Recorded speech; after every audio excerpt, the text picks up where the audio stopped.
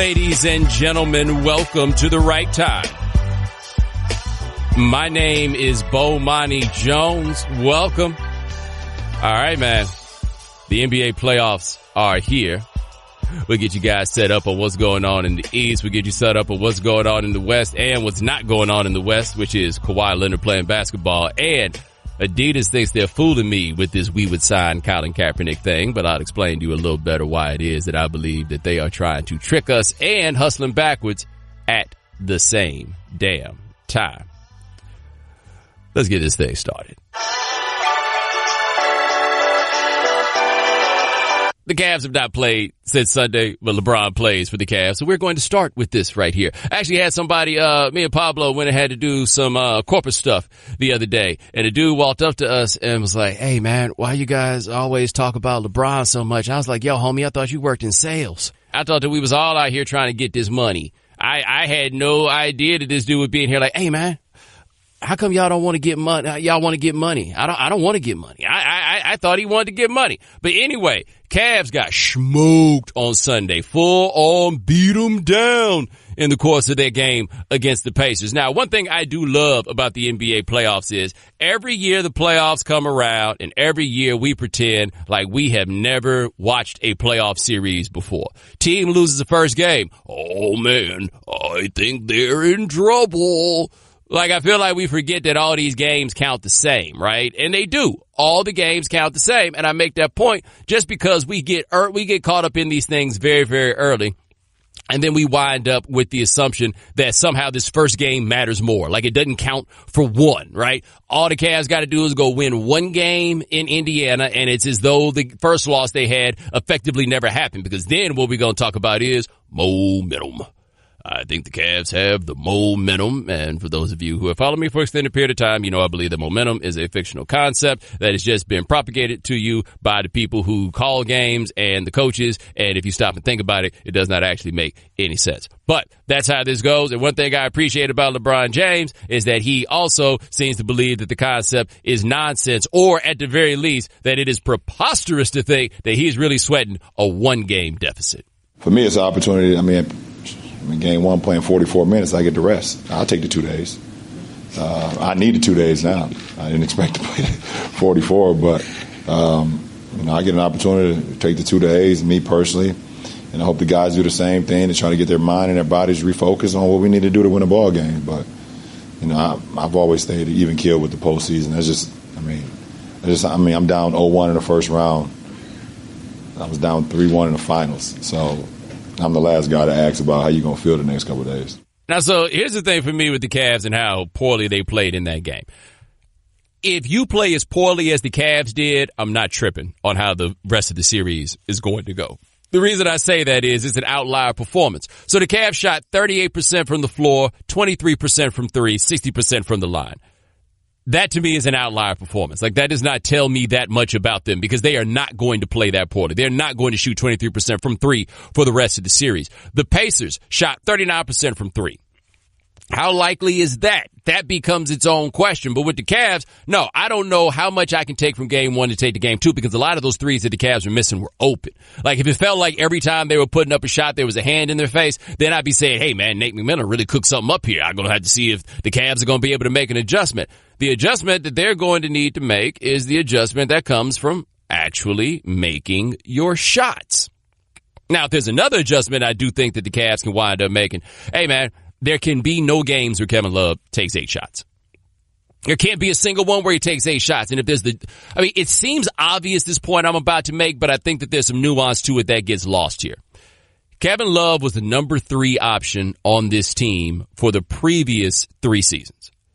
He is now the number 2 option on this team.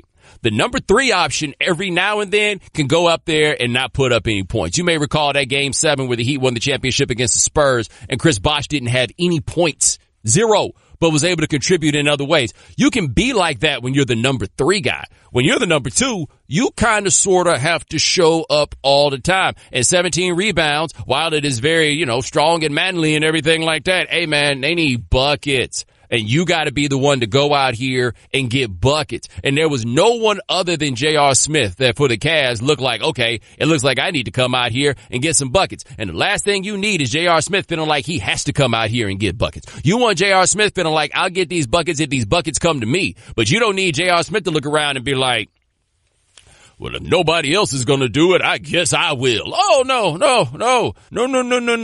You don't want that. You don't. But let's look at the rest of the Cavs roster, because one thing I think we're losing sight of, too, with the Cavs is they got a bunch of dudes who either, A, have never been here before, or B, when they were here, results a little spotty. All right? So Jeff Green.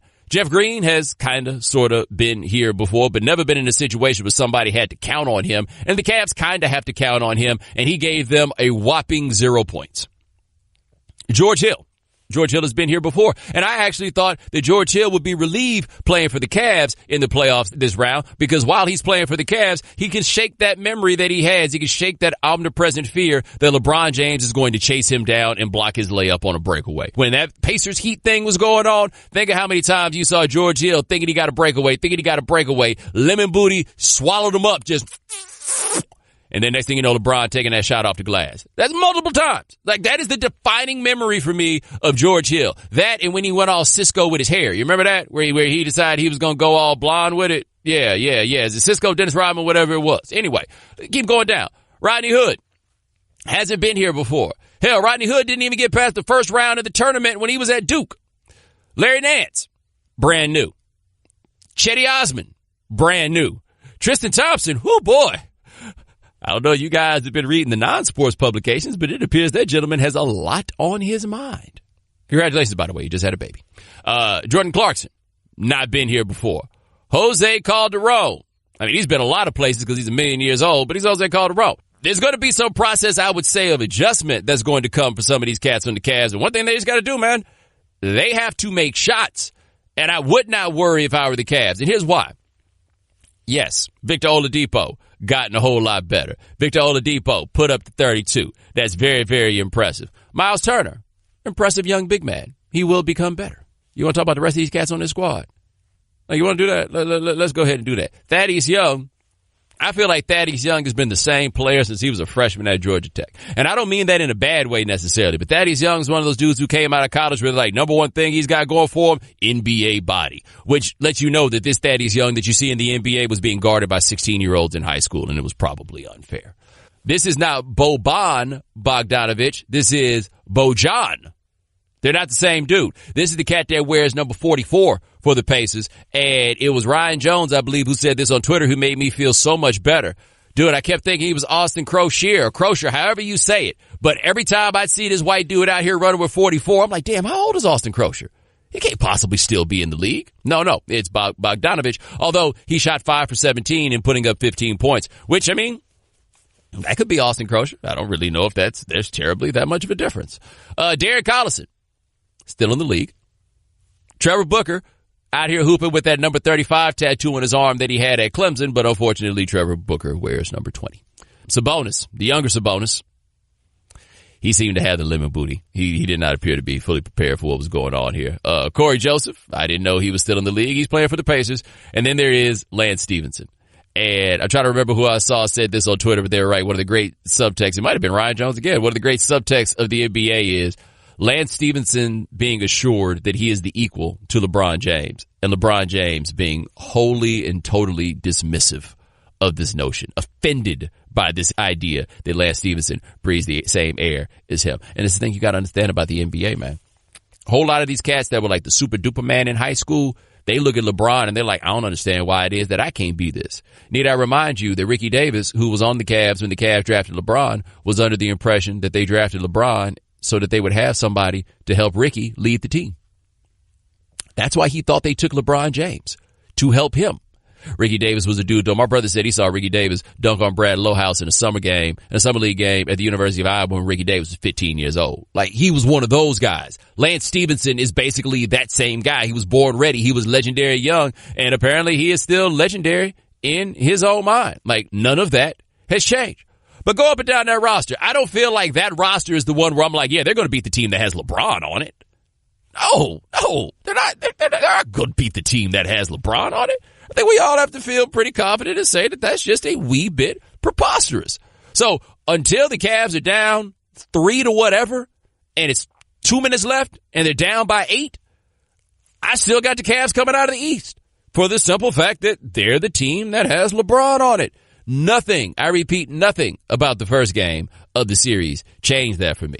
One thing I do think is funny, though, Victor Oladipo said that he had some level of motivation because Dan Gilbert has said about the Paul George trade that he thought that the Pacers could have done better.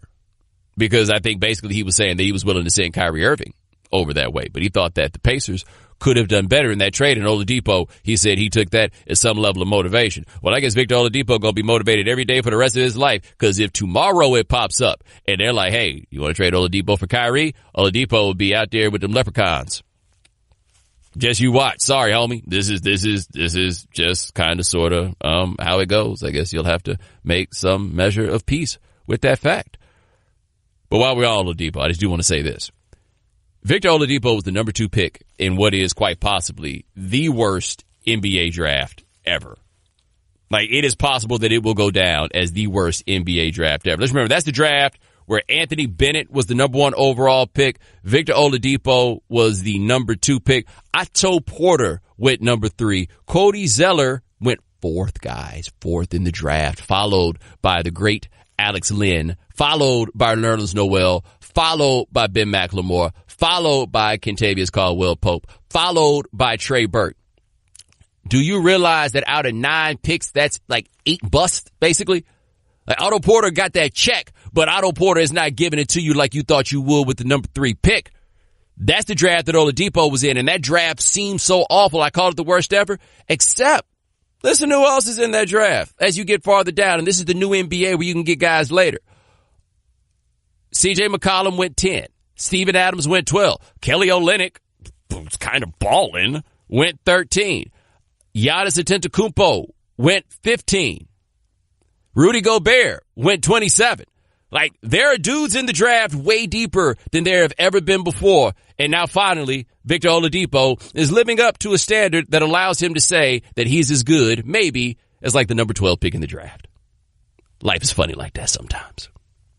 Now we have last night's game. Did you guys watch that? Sixers, Heat. Sixers blew the Heat out the gym on Saturday. Now, to be fair, though, they blew the Heat out the gym in the second half. In the first half, that was a close one. And I am one of these people who has said that they believe that the Heat are going to win this series. I say I believe the Heat are going to win this series in part because I work in the broadcast media. Therefore, I need to give you something that'll catch your ear a little bit. But the other thing is, I do believe that there's something legitimate to the idea that the Sixers have a bunch of guys who haven't been there before. I also don't know when it is that Embiid is actually going to come back, and he's a little salty that he has not been back yet. And then, at some point, the fact that Ben Simmons can't shoot has to turn into an issue. It is going to turn into a thing, the fact that the dude can't shoot. Now, I think that he is as impressive and as incredible as everybody else believes that he is. I love to watch him play. All of those things. However, the dude that's going to have the ball the most cannot shoot. No one else on the Sixers can really get his own shot. Hey, maybe you could say that Sarge can get his own shot. Is that the guy that you're going to go with? But I don't feel like they have anybody else who can get their own shot. So what the Sixers have is a dude that's going to be fairly ball dominant. Now, he's going to get the ball to other people, but he's still going to be fairly ball dominant, and he can't shoot. Now, what the move has been that a lot of other people have used is play off Simmons. Play off him since he can't shoot. The problem is he's not Russell Westbrook. So you can say Russell Westbrook can't shoot. You play off Russell Westbrook, and Russ is just going to keep shooting because Russ believes you got to keep him honest. Simmons is like, you're not going to make me shoot. Like, I understand that I cannot shoot. Do you know how many three-pointers Ben Simmons attempted in college? 3. That's how many three-pointers he put up for the entirety of his college season. 3. He put up 11 this year in the NBA, which, by the way, is like not the same rate as he put up in college, but about roughly per game, like not terribly different. So what the Heat did last night was they gave him a whole lot of Justice Winslow. And I think that they gave him a lot of Justice Winslow for two reasons. One, obviously, Justice Winslow is a long, athletic sort of defender, right? Like, this is the reason why you draft Justice Winslow, is that he's a guy that you think can do something like this. The other reason I think they put Justice Winslow on him, I don't know how much you remember about Justice Winslow playing at Duke, and I'm going to be honest with you, I ain't been paying that much attention to what he's done in Miami. But if you remember Justice Winslow, H-Town, at Duke, he might, quote unquote, accidentally kick you in the testicles. It's a very, very Dookie sort of game. He does. And if he looked a little bit different, you would associate him more with all the things that many of you hate about Duke. But he doesn't look that way, therefore you don't view him as such. But he'll get under your skin. He'll play a little bit dirty. And Ben Simmons is a guy that, I'm not sure if you noticed, but the rest of the cats in the league don't seem to like him very much. He's a bit of a talker. Redick said that he has like a quiet confidence. And I'm like, gee, how do you define quiet? Because I hear it all the way from over here. Nah, Winslow's there to get in his chest. That's it. Don't worry about doing anything else in this game. Just go out here and get in his chest. So they've got the guy that can get up in Simmons' face and then make it difficult for him to make those passes that pick people apart. All right, so once he makes it difficult, who's getting his own shot? Who on this roster is going out here and getting his own shot? They don't have anybody that can do that. I believe that the Heat have the better coach in this series. And if Brett Brown makes the adjustment to figure out what to do to make it easier for Simmons, Spo gonna be the one to go out here and figure it out with somebody else. That's how I see this. I still think they're going to win this series. That being said, would you be surprised if Ben Simmons came out here and had like 27, 17, and 17? Because I would not be surprised if Ben Simmons put up 27, 17, and 17. The Sixers have the best player in this series. The Sixers probably have the second best player in this series if he is able to play. And right now he's a little bit salty about the fact that he can't play. Gabe, did you see that? That Embiid said that he's effing sick and tired of being babied? Yeah, and it's a little bit different this time too, because before he was crying about not being able to play because the Sixers were being careful, about his knee and other ailments, but now it's about his face. Yeah, and you're in the concussion protocol. They got rules, man. They can't just throw you out there off the concussion protocol. That they are not allowed to do, Joel, but he wants to play. And I guess that's the thing that you would want. You'd want him to be out there, and you want a guy that says that he is ready to play. And it's almost as if the way that he's saying it, they don't want him out there. I mean, they would have you out there if you were ready. Right. He's like, it's the playoffs. Why would we ever want our best player on the floor? Like, do you realize, Embiid, you might be the only player in the NBA that anybody is conscientious about making sure before they come back to get into the playoffs. Trust me, they are more than willing to put you out here and endanger your health for team success. However, they got rules. I imagine he'll play in Game 3, though. That is my guess. And that's what is going to get fun for the Heat, because Joel Embiid and Rudy Gobert are the two most impactful defensive players in the NBA. Like, that's the thing about Embiid I think that gets lost in this is you go look at those advanced numbers, he holds it down in the middle. Why? Because he's an old school big man who can also play out there when you go small because he is that athletic. It's like Akeem Olajuwon if Akeem Olajuwon had an entirely different body type. Right? Like, yeah, there are similarities to his game with Olajuwon, but like, if you dropped Olajuwon off in modern times and gave him modern training techniques and everything else, you couldn't make Olajuwon as big as Embiid is. Embiid is 7'2", 285 pounds or something in that ballpark. You can't make that guy as big as Joel Embiid is. But the idea that Embiid can be as quick as athletic as Olajuwon, that's nuts. Trust me, buddy. They'll get you out here to play as soon as they can. But we know what happened last night in last night's game. We know what happened. Gabe, I don't think you've ever heard me talk so much about this, but do you enjoy playing spades? Have you ever been involved in playing spades? I have not. You have not played spades. Okay, but you played, just like, I guess hearts is a bad example because you don't want to win books, but games where you throw out the cards and you try to get the book and go around the table. I'm aware of all such games, but I'm just not a card player. Yeah, I can't play for nothing. But I want you to understand the idea of Dwyane Wade walking these jacks. That's what he does. He walks jacks. And what we mean by walking jacks is you're not supposed to be able to play a jack and win the hand. It's too low of a card. Somebody should have a queen or whatever it is. But if you can make a jack walk, you a bad man at playing this game. And all D Wade does is walk jacks, man. He just throws his card out there. You're like, how did you win the book with the queen? The queen is never supposed to win. D Wade been walking these jacks for all these years, and now he's at an age where basically all he's got is jacks to walk. He used to have big jokers because he'd come up there and dunk on you and stuff like that, right? He doesn't have the big joker in his hand anymore. He doesn't even have the red deuce in his hand anymore. He's only got to work with the cards that he was given that nobody else could ever count. But D Wade's like, nah, I think I can. No card in his hand over a king.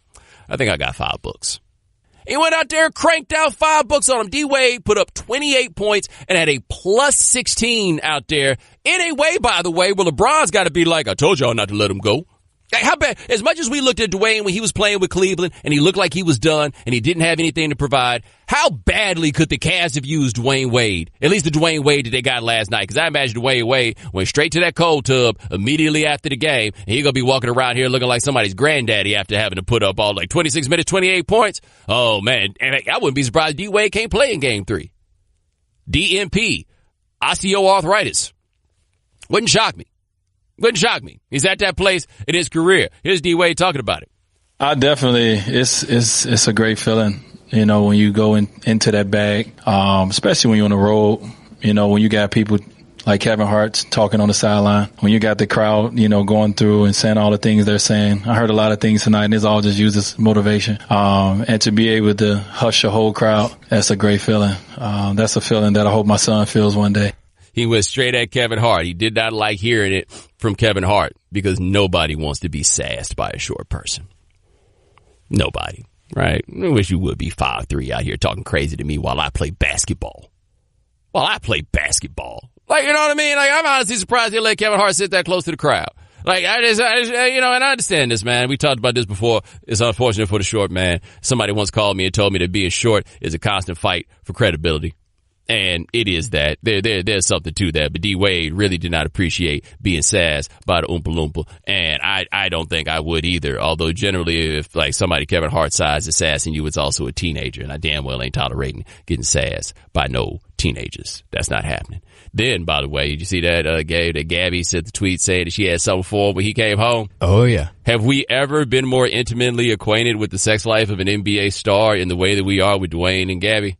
I don't think so. I don't think so, because we're acutely aware of Gabrielle Union and her tweets, so we're seeing a whole new side to this relationship. Well, there's also an interesting dynamic, which is because Gabby has been pretty forthright about these sorts of things, right? She's like, I'm a grown woman, I get to be grown, I'm going to be grown. And she's a very attractive woman and has been known for a long time as being a very attractive woman. And what I noticed in this is it's a totally different dynamic when you have like the very, very attractive woman on television that you know that you're familiar with or whatever it is. And she tells you about things that she does in bed. And you're like, oh, snap. Yeah. Some of the shy goes off when you know who the other person is. You know what I mean? It's like, yeah, but y'all married. And that's totally not fair. It's totally not. But then it goes from, yo, man, you know what Gabby says she be doing? It goes from that to, yo, you know what D-Wade be doing? What? And then she's out there like, don't worry, I got something for you at home. You could have sent me a text message. You ain't have to tell the rest of them. Oh, well, I'm just saying this. D-Wade living better than a whole lot of us, whether we know about it or not. All right, we are in the Western Conference playoffs, which, gotta say, as much as we've had all this time that we've seen the West as being so much better than the East, the West playoffs really aren't as interesting. I guess we got, what do you call himself, Playoff P? Paul George decided to call himself Playoff P, as if Paul George is good enough to give himself a nickname, but he has decided that he is Playoff P. But then he went up and put up 38, which, I mean, you don't get to call yourself Playoff P, but at least you acted like you were good enough to give yourself your own nickname. That was crucial, so I guess that was fairly interesting. But Spurs Warriors, I watched that last night. That game was actually a bit more compelling and competitive than I expected it to be. But one thing I think we're losing sight of when it comes to the Spurs and the Warriors right now, Spurs can't stay in the gym with the Warriors, and the Warriors don't have Steph. Like, this is a decimated version of the Warriors. This is the Warriors without their most important player, though maybe not their best player, but certainly their most important player. Without him, they're still out here blowing their doors off. Still there. Popovich got to come out here after the game answering questions about Kawhi Leonard. He's like, when Kawhi and his group say he's coming back, he's coming back. His pop's like, yo, man, I don't know. He's like, don't you think that if I could get him back here, he would be back here? He has no idea, and it sounds like they don't get to talk to Kawhi. Like, it sounds like all they're doing is talking to a middleman. Although, while they didn't talk to Kawhi, I got some Kawhi sound right here. Here's Kawhi on the whole situation. Oh, man, don't talk over Kawhi. Kawhi wasn't finished. Keep going, Kawhi. Oh, I got you. Yeah, so, we got Kawhi there. But listen to this. Brian Windhorst of ESPN was talking about a way in which Kawhi's situation and LeBron's situation are somewhat connected. And I also want to point something else out. As you think about what could happen with Kawhi, LeBron doesn't have to be a free agent this season. That's people forget that. LeBron has the Chris Paul option in his contract. LeBron can force a trade to somewhere. So a team that even is full right now, you say, well, they don't have cap space. If they could figure out a way to trade for Kawhi, they could force their way. And the reason that Kawhi has power about this is he's only got 1 year left on his contract. He doesn't have 4 years left. So if he goes to the Spurs and says, if you're going to trade me, I'm not going to sign an extension there. You can't trade me to Toronto. I'm not going to sign an extension there. You can't trade me to Milwaukee.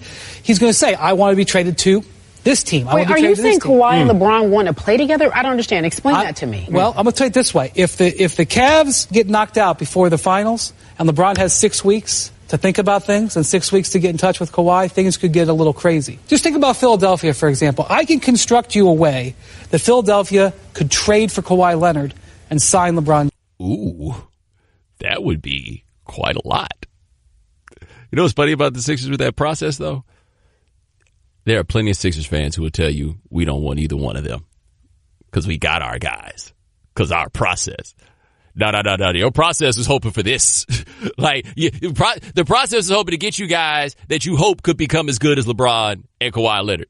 You get the actual fully realized version of those dudes, you take them. You find a way to do this. But you notice that game where Brian said that LeBron could call Kawhi Leonard and things could get interesting. Your friendly reminder that LeBron pulls all the strings.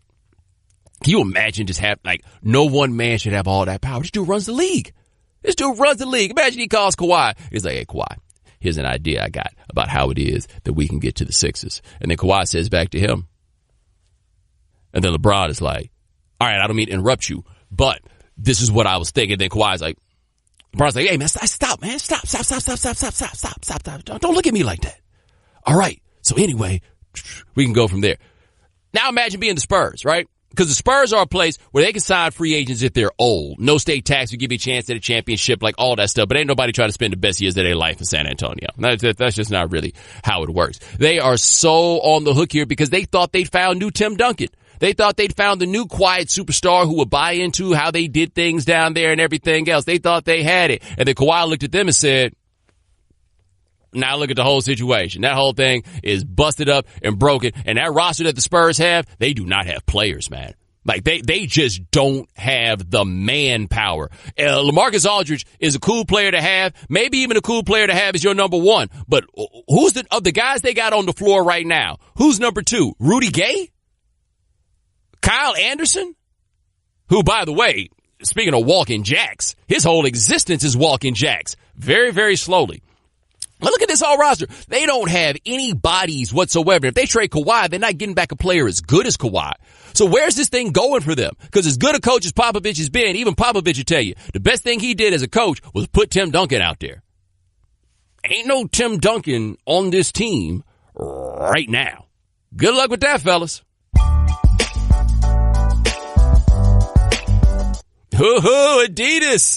Adidas try to pee on my head and tell me it's raining. So there was a summit of sorts, a question and answer session where a gentleman by the name of Mark King, he's the president of athletic apparel at Adidas, and he said that he doesn't want to give the impression that he's, quote, taking advantage of this noise or interest that he had generated, he said. But if Colin Kaepernick were to sign with an NFL team, he says that Adidas would then want to sign him.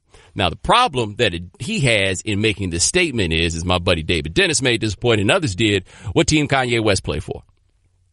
Oh, that's right. Kanye West doesn't play for a team. What team Pusha T play for?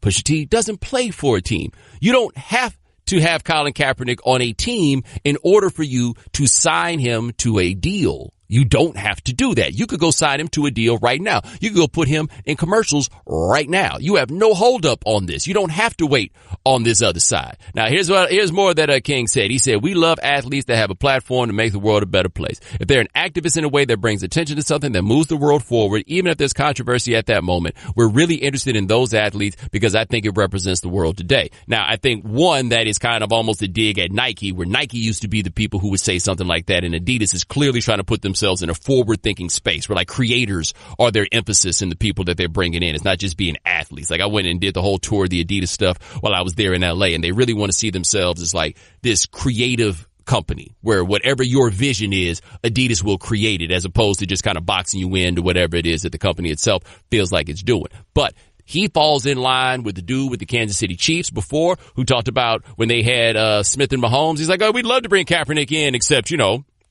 we've got Alex here, and that's a little bit of a tricky situation. All the people that would say how they would love to sign Colin Kaepernick all got an excuse as to why it is they would do it, except for, right? It's all I would, comma, but. I mean, yeah, that would be a great idea, except for. And that's the same thing that Adidas is out here doing right now. And so my thing on this is, if you're dealing with Kaepernick or anything else, is don't lie. Don't lie. At once people feel so steadfast about the idea of keeping Kaepernick out. On the other hand, no one seems to really want to be bold enough to be in a position of power to say, yeah, well, that's what this is going on. No one has the ability. No one seems to have the courage about them to say that they're scared. Or at the very least, that's what they don't have, is the courage to say that they are scared. But don't waste anybody's time with I would, except when the except does not apply to you. You're telling me right now that if Adidas didn't come out here and say, hey, we're going to sign Colin Kaepernick, and if they had some Air Kaepernicks out here in these stores, you're telling me they wouldn't fly off the shelves? You know, I know they would fly off the shelves because there were people, not that many obviously, but there were people who went out here and bought those Air Lonzo balls, the big baller brand shoes that cost like $500 strictly in the name of principle. They thought they liked what it was that LeVar was doing, and so they wanted to throw a little bread his way. That's for $500 shoes for a dude that's 19 years old. Kaepernick is more famous at this point and a bigger star than Lonzo Ball or damn near anybody else at this point. There are very few people as visible as Kaepernick is. You telling me that if they came up with a dope shoe for Kaepernick or a dope ad campaign for Kaepernick or aligned their brand publicly with the causes that Kaepernick is talking about, that there wouldn't be a long line of people running in there to get their stuff? You telling me it wouldn't happen? It would happen. But in the end, is Adidas afraid of the same thing that everybody else is afraid of? Kaepernick ain't gonna cost the NFL any money. He's not. You see people talk about the ratings being up in the NBA with a wokeified league or however it is that you want to call it. It's not affecting money in that sort of way. But Kaepernick's not going to, like, what person do they have that is a endorser that's going to walk away because Kaepernick shows up? They don't have that. Who's going to, like, throw Adidas out of their store because they're on board with Kaepernick? That's not going to happen. That money is right there in front of them. That visibility is right there in front of them. And I don't believe that they want it. I simply don't. I don't believe they want whatever the controversy is that will come, not so much public controversy or like public rancor or anything like that, but the discussions among the rich people of the world about how they feel about putting this out front. Is Adidas willing to be the company to say that they are behind somebody whose cause is so decidedly pro-black? Are they the ones who are willing to do that? All I can guess from what they've said here is, not really, because they say the circumstance under which they'll sign Colin Kaepernick to an endorsement deal is a circumstance that we all know is not going to happen. Right? Again, it would be different if the yeah, but on Kaepernick was a plausible scenario. Do you think it's a plausible scenario at this point that Kaepernick plays in the NFL again? Because I don't. They basically said, well, look, Colin comes out here and grows a third arm. We'd love to have him. 3 arms, 3 stripes. It all works together. He's not going to grow a third arm. He's not going to play in the NFL. So you might as well have kept that to yourself. We know you can't be on top of all the news and information of the day. No need for the social media feeds. We got you. Now, if you haven't heard. All right, Bomani, our first story of the week comes from the music industry. Hi, I'm Ella Hayazadi, pop culture writer with The Washington Post, and I wrote about Beyonce's Saturday performance at Coachella, where she made history as the first black woman to headline the music festival. And she most certainly did not phone it in. Her HBCU-themed show included more than 100 dancers and musicians. She had a marching band, majorettes, step dancing, her own Greek letters. She essentially created her own HBCU, the University of Beyonce, and she did it at Coachella, known more for a boho aesthetic vibe. The stereotypical Coachella attendee is a drunk white hipster wearing glitter and a Native American headdress. And just the night before, Vince Staples called the main stage the white people stage. That's the same stage that Beyonce sang Lift Every Voice and Sing. But thanks to the Coachella live stream, her show reached a far wider audience and it became a major cultural moment. Beyonce was supposed to perform last year, but she had to back out because she was pregnant with twins. During this show, she said that she had spent that time dreaming of something big and that this show was bigger than anything she could have hoped. And her hard work showed in the fierceness of her dancing, the control of her vocals, and really in the creativity and boldness of everything she brought to the least likely of places. All right, so there are two things here with this Beyonce show, right? One of them is just straight out execution. Just about every artist that I know who does stage shows and stuff like that, they looked at that show and they just could not believe that she managed to pull it off. That's before we get to what was conceived of in the first place. The sheer execution of what it is that she had there was monster. But then the next level of it, and this is the thing with Beyonce that I think the mainstream press struggles to understand.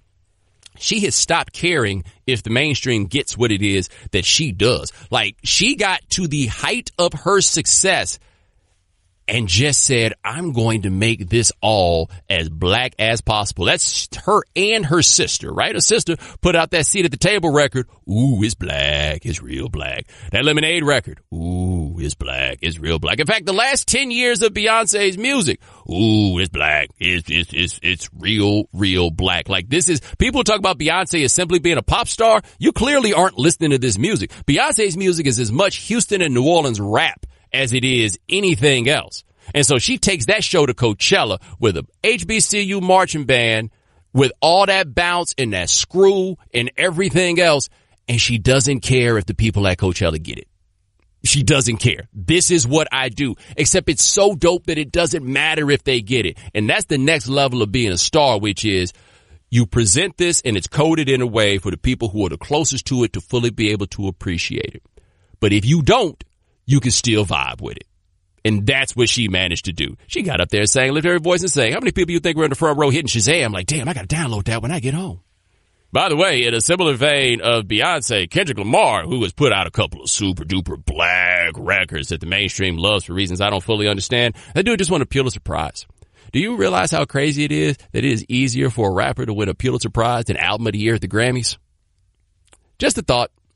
All right, Bomani, our second story of the day comes from the country at large. Hi, I'm Jenny Gathright from NPR News. A video of the arrest of two black men in a Philadelphia Starbucks last week has received over 10 million views on Twitter, and it has prompted days of protests outside the store where it happened. Philadelphia's police commissioner, Richard Ross, said police got a 911 call at 4:40 p.m. last Thursday from two Starbucks employees, saying two men were causing a disturbance. At least one of the men had asked to use the restroom, but was told he couldn't because he hadn't bought anything. And the men allegedly refused to leave after employees asked them to. Ross said police arrived and asked the men to leave 3 times before taking them into custody. The attorney for the two men says they were at Starbucks for a business meeting and were waiting on a third person. The lawyer received word that they were going to be released at 12:30 a.m. on Friday morning, nearly 8 hours after the initial 911 call. Ross said he believed the officers, quote, did absolutely nothing wrong. The police department's internal affairs unit is looking into the incident. Philly's Mayor Jim Kenney also responded on Saturday, saying he was heartbroken to see his city in the headlines for this. He said he'd reached out to Starbucks directly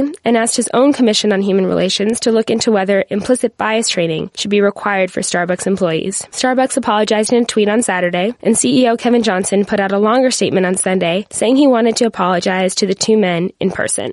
Nah, they talked about that implicit bias training. I'm like, no. Y'all don't really need that. I mean, maybe that would be helpful. Just stop calling the police over nonsense. Because what I do feel like happened in this case that the manager of the Starbucks isn't thinking about here.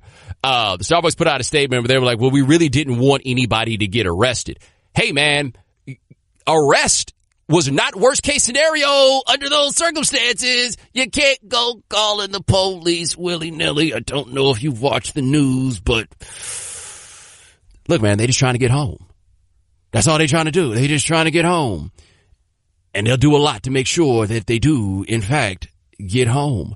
Please, please, please be careful about calling the police if you don't really need to call the police. And that was the thing to me when they talked about implicit bias training. No, you need to establish some sort of protocol that says don't call the police over nonsense. Like, this is not something for which you call the cops. When the police officer said the cops didn't do anything wrong, I got where he was coming from on that, because their real problem is stop calling us because you're scared of black people. Like, that's basically what they're saying. All them dudes that rolled up there, you think they didn't have something better that they could have been doing than rolling up in that Starbucks? I tell you who didn't have something better to do than roll up in Starbucks, though. All those people that was protesting the last couple of days. Gabe, did you see them run up in that Starbucks? I did. It's the funniest thing I have ever seen. Like, don't get me wrong, this cause and what happened is, I get frustrated. This idea I got to have an explanation for why I am anywhere I'm going to be. Yeah, I get that. However, there was nothing funny in this world than seeing them dudes hold a sign that said "End, Stop, and Frisk" in front of a sign that said "Pick the roast you love the most." Like, you imagine being somebody who showed up at work at that Starbucks that day, and this is what you walked into, and you're like, bro, I wasn't even working on Saturday.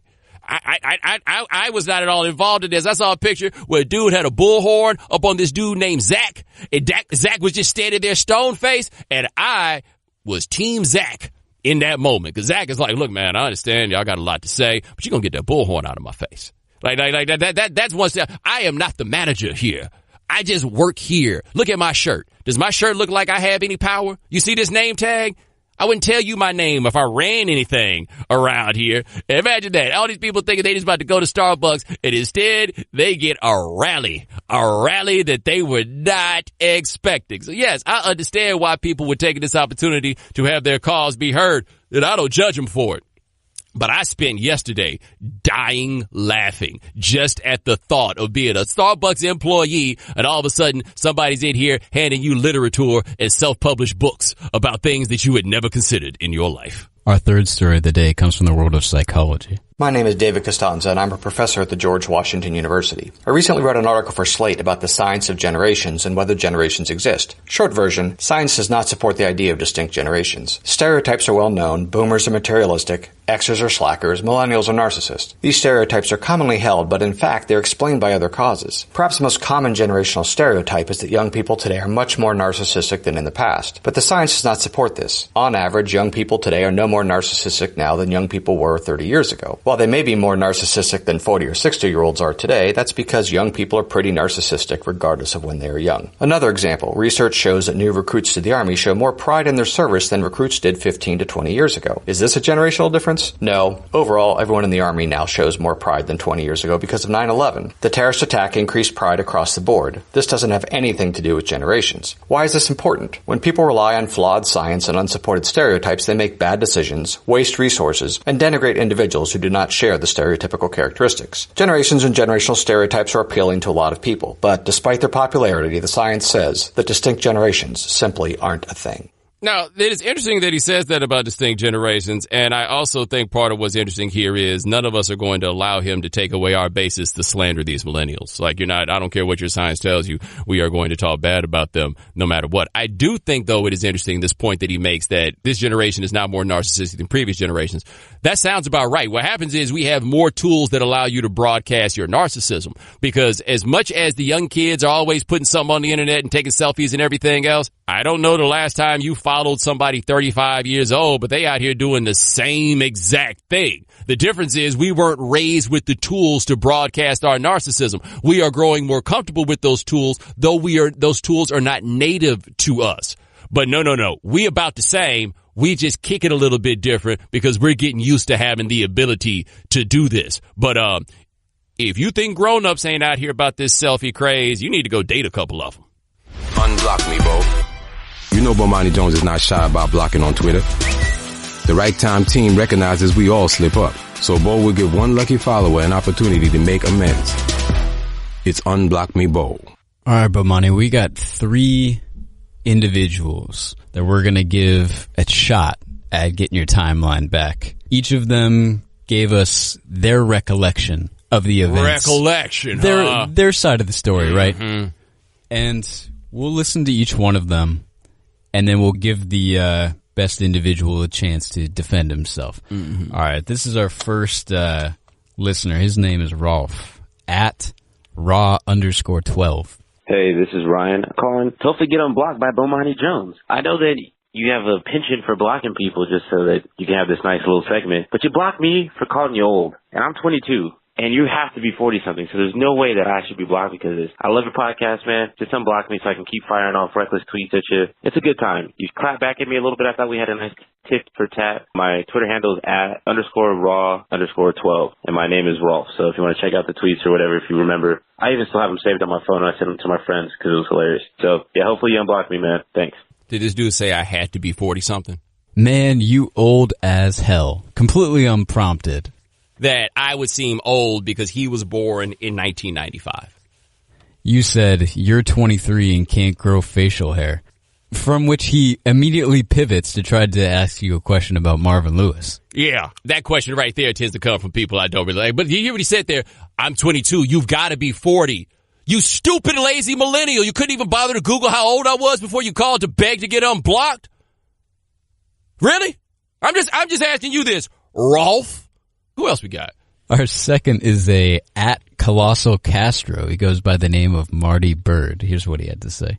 It's going on 2 years for me now since you blocked me, and I was hoping if I could get out the doghouse. The name on Twitter is Colossal Castro, and I believe 2 years ago the reason why I was blocked was because you were on assignment doing work over in Paris, and you had tweeted a phrase in French, and I basically quoted you with that phrase by saying trying to be that guy but not being that guy. And I basically quoted what you were saying and said, actually, this is how you want to say it in French. And you basically responded with, if you don't want to be that guy, then don't be that guy. And I've never seen none of your tweets again ever since. Hoping I can make amends and somehow get unblocked. You know, definitely miss seeing you on my timeline, man. It isn't the same, but we'll see what happens. Take care. I was actually just about to repeat, if you didn't want to be that guy, don't be that guy. Apparently I'm consistent because I was going to say that thing there. Well, that is what your response was. You said you are being that guy. You had said restaurant last night had Let's Work plan, and gotta say their musique du trap ain't bad. So he was trying to correct your French there, not to be that guy, but wouldn't it be musique de trap as opposed to musique du trap? And then he got it. Yeah, so he's trying not to be that guy, but he is that guy. By the way, that French trap music was kind of banging. I was a little shocked. I was into Uber like, yo, man, they trapping everywhere. Okay, all right, so we'll consider Marty. Our last character in this story is @VexedInTheCity. Goes by the name of Corey Richardson. Here's what he had to say. Yo, this is Corey Richardson, Vexed in the City on Twitter. And you blocked me over the Morehouse-Clark basketball game. And then Morehouse and Clark both messed around and lost in the first round of the tournament. So go ahead and unblock me, Bo, because we both in the same boat now. All right, peace. I did not block him behind the Morehouse-Clark basketball game. Now, for those of you who do not know, I am a graduate of Clark Atlanta University. Our chief rival is Morehouse College, which is across the way, which is a very prestigious all-male school, and they have a tendency to think they're better than other people as they would scream at us at basketball games. That's all right. That's okay. Y'all gonna work for us someday, and something tells me don't nobody work for this dude. But anyway, he sent me this and he says, FYI, Morehouse defeated Clark Atlanta in triple OT. As a Morehouse alum, I got to give Clark their props. They played a really close and competitive game for a women's college. And it was not about the game. It was that if you would think that calling my school a women's college is an insult, you are probably such an idiot that you're going to say something else that's going to wind up getting you blocked. So why would I wait? That's why I got him out of here. But you know what? Gabe, I believe our friend Corey is our winner for getting unblocked. And I'm going to tell you why he's our winner for getting unblocked. Because for all that talk, them cats from Morehouse talk, and what he had to say right there about how it's a women's college, you calling up here to beg me to let you back on my timeline. You going to put that on your resume? You going to tell them about that when you go back to the alma mater and y'all try to act like y'all better than somebody else? Bow down and tell me why I should unblock you. Because I don't even really feel like he told me why he should be unblocked. He's like, come on, man, I was just joking. And that's the problem with these guys. Nobody quite said why they should be unblocked. They just tried to all explain, this is my recollection of the events. Yes. Which were slightly skewed in their point of view, you know. Always standard. Let's give Corey a call and see if he can defend himself properly. Yes.